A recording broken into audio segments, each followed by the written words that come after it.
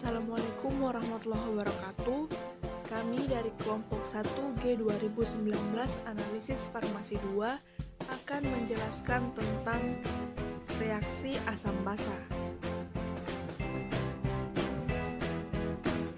Sebelum memasuki inti materi, ada baiknya kita mengenal teman-teman dari kelompok 1 terlebih dahulu. Yang pertama ada Adinda Rizky Aprildayani, Berliani Mutiara Utina, Reski Ramadhani, Nur Ulil Asmi, dan yang terakhir ada Aisyah.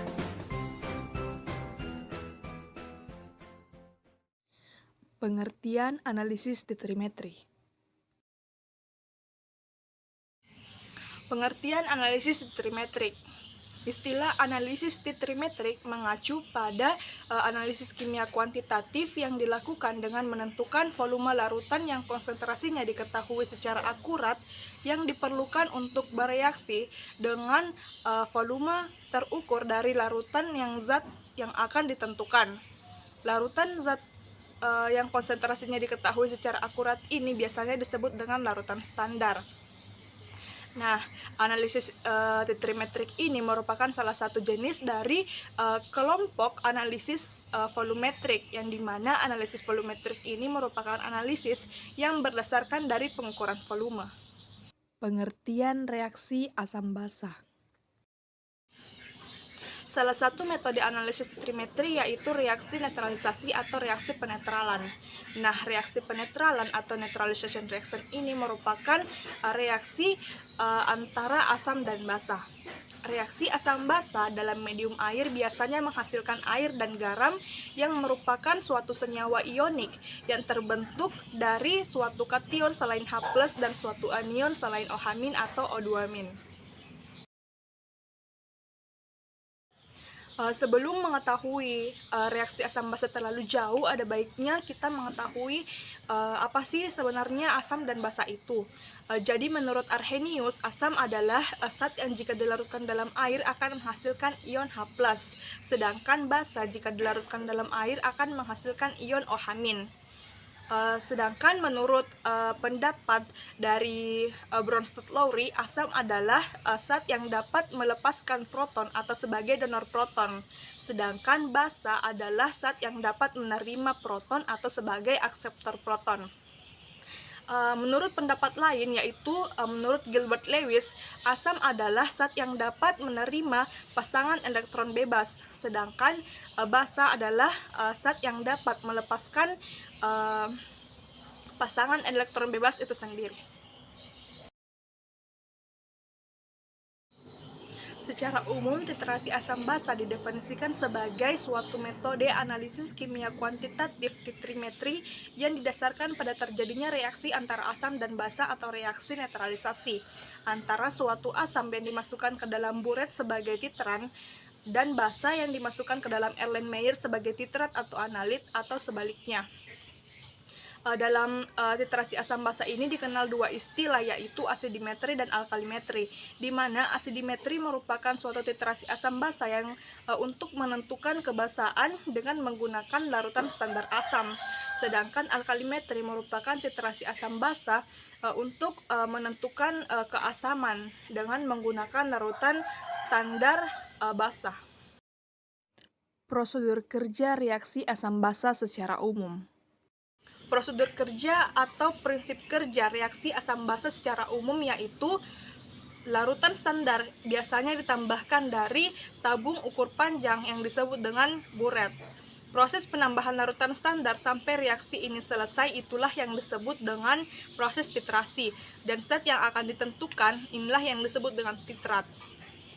Penyelesaian titrasi dideteksi dengan perubahan fisik yang dihasilkan oleh larutan standar itu sendiri, atau biasanya dengan penambahan reagen tambahan yang dikenal dengan indikator. Setelah reaksi antara zat dan larutan standar ini praktis selesai, maka indikator harus memberikan atau menunjukkan perubahan visual yang dapat dideteksi dengan jelas, baik itu berupa perubahan warna atau pembentukan kekeruhan dalam cairan yang dititrasi. Titik di mana ini terjadi disebut dengan titik akhir titrasi, di mana dalam titrasi yang ideal, titik akhir titrasi harus bertepatan dengan titik akhir stoikiometri atau titik akhir teoritis. Indikator dalam analisis reaksi asam basa. Identifikasi sifat larutan asam dan basa dapat dilakukan dengan menguji larutan tersebut dengan menggunakan indikator. Indikator adalah zat warna larut yang perubahan warnanya itu tampak jelas dalam rentang pH yang sempit. Indikator asam basa adalah indikator untuk menentukan suatu larutan, termasuk asam, basa, atau garam. Indikator asam basa merupakan petunjuk derajat keasaman suatu larutan berdasarkan perubahan warna indikator akibat perubahan dari pH larutan. Adapun beberapa jenis indikator yang digunakan dalam reaksi asam basa, yang pertama yaitu indikator metil biru dengan perubahan warna kuning biru. Kemudian yang kedua yaitu timol hijau dengan perubahan warna kuning biru. Yang ketiga yaitu metil jingga dengan perubahan warna merah menjadi kuning. Kemudian metil merah dengan perubahan warna yaitu tidak mengalami perubahan warna. Metil ungu dengan perubahan warna ungu hijau. Bromoksenol ungu dengan perubahan warna kuning ungu. Kemudian bromotimol biru dengan perubahan warna kuning biru.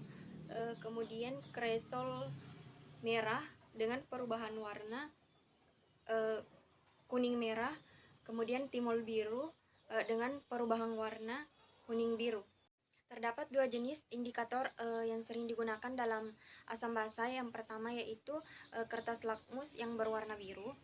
Di dalam larutan asam, warna kertas berubah menjadi warna merah, sedangkan di dalam larutan basa atau netral, warna kertas tidak berubah sama sekali, yaitu tetap biru. Kemudian yang kedua itu kertas lakmus berwarna merah. Nah, di dalam larutan basa, warna kertas berubah menjadi warna biru, sedangkan di dalam larutan basa atau netral, warna kertas tidak berubah warna atau tetap berwarna merah. Adapun beberapa bahan alami yang dapat digunakan sebagai indikator sifat keasaman atau kebasahan suatu zat. Bahan-bahan indikator biasanya akan berubah warna ketika berada pada larutan tertentu. Misalnya yaitu kulit buah manggis yang berwarna ungu akan berubah menjadi warna coklat kemerahan jika berada dalam lingkungan asam. Dalam lingkungan basa, ekstrak kulit buah manggis akan berubah warna menjadi warna biru kehitaman. Ekstrak kembang sepatu yang berwarna merah jika ditambahkan ke larutan asam akan tetap berubah menjadi merah. Jika ditambahkan ke larutan basa akan berubah menjadi warna kuning kehijauan. Contoh analisis golongan vitamin menggunakan reaksi asam basa.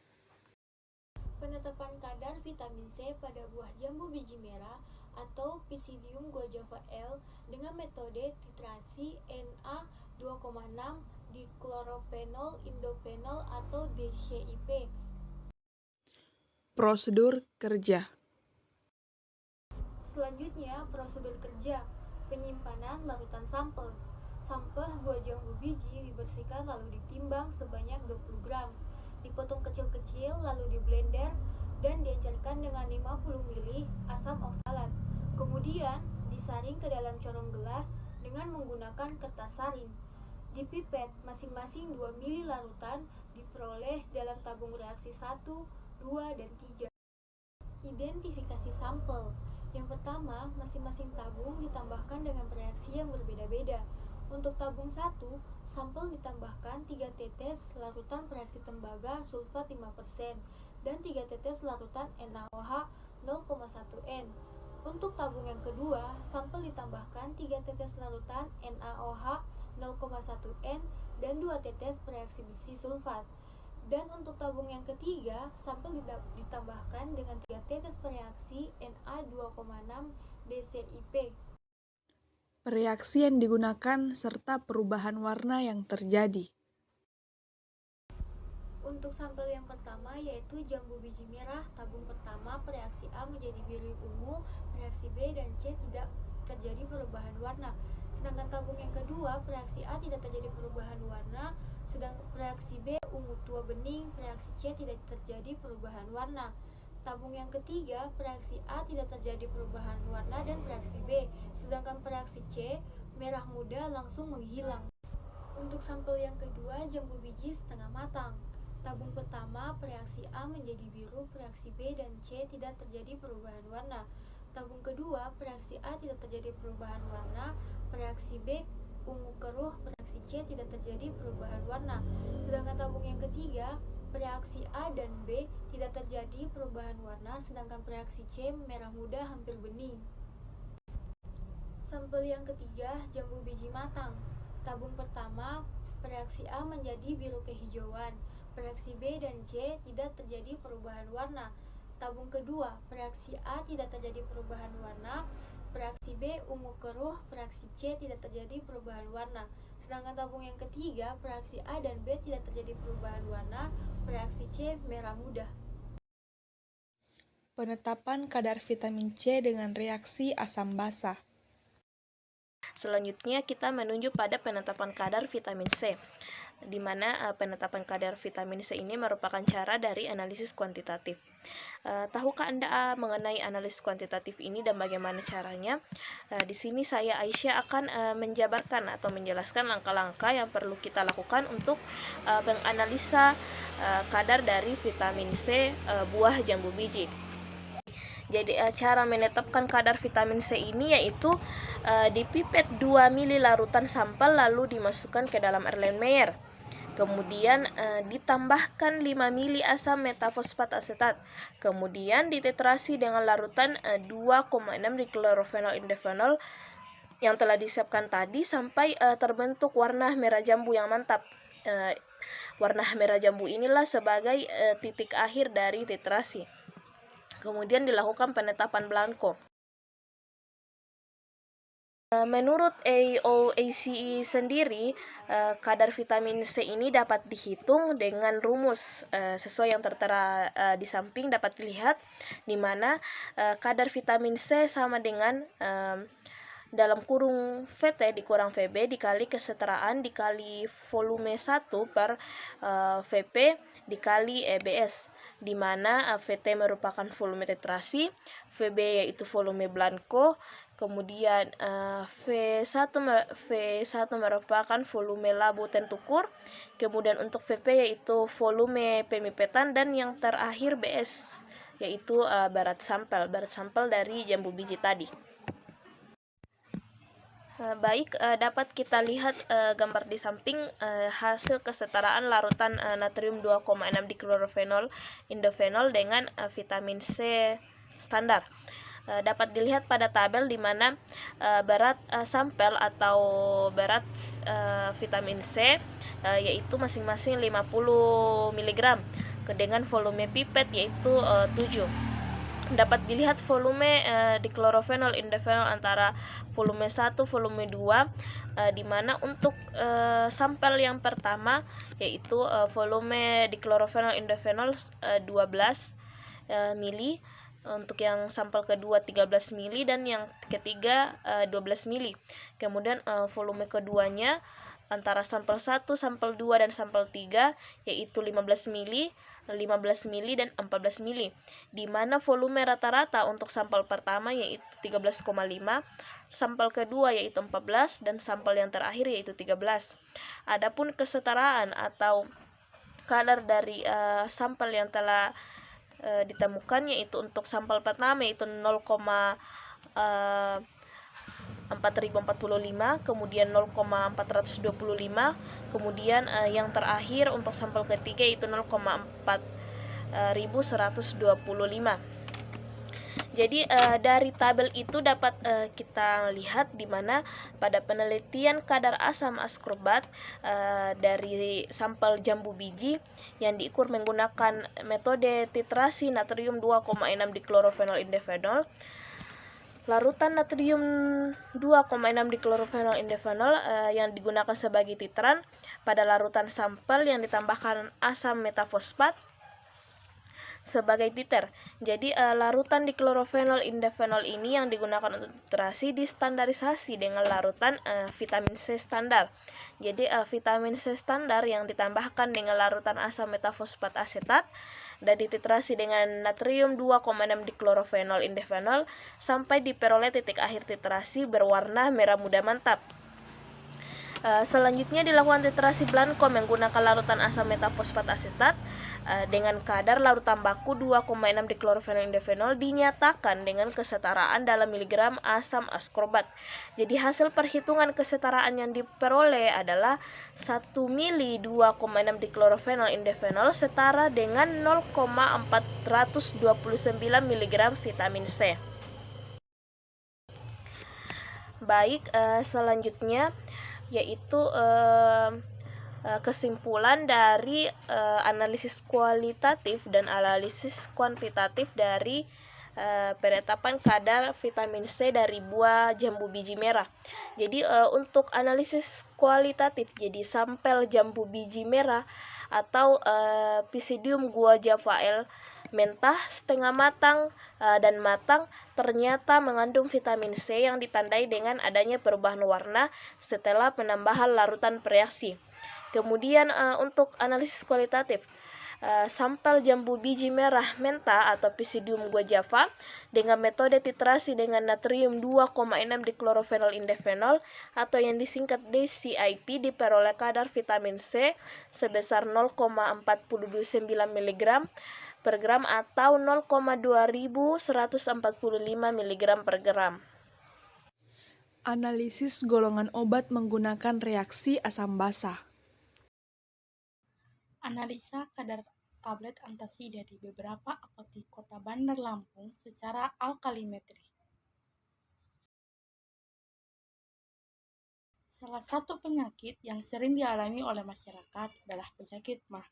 Sakit MAH adalah sakit yang ditimbulkan oleh kelebihan asam yang diproduksi oleh lambung yang menyebabkan iritasi di selaput lendir lambung. Obat MAH adalah salah satu obat yang digunakan untuk mengobati sakit MAH seperti antasida.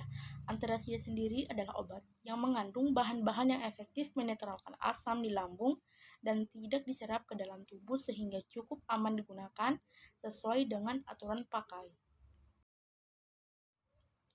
Uji reaksi asam basa. Nah, untuk mengetahui apakah obat antasida mengandung senyawa yang dapat menetralkan kadar asam lambung, maka dapat dilakukan pengujian menggunakan metode alkalimetri.